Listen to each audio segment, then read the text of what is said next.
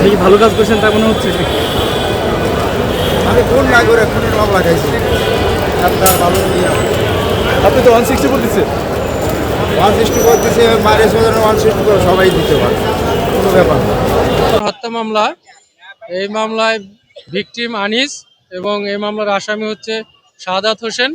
এই মামলাটা পরক্রিয়া ঘটনাকে কেন্দ্র করে এই আসামি শাহাদাত হোসেন এই আনিসকে ছুরিঘাত করে হত্যা করে।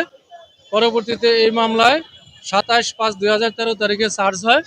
চার্জ হওয়ার পরে রাষ্ট্রপক্ষ 14 জন সাক্ষীর মধ্যে রাষ্ট্রপক্ষ 4 জন সাক্ষী উপস্থাপন করতে পেরেছে এবং আদালত এই সাক্ষীতে সন্তুষ্ট হয়ে এই আসামি শাহাদাত হোসেনকে যাবজ্জীবন কারাদণ্ড প্রদান করেছে এবং 10,000 টাকা জরিমানা অনাদায়ে 3 মাসের বিনাশ্রম কারাদণ্ড প্রদান করেছে।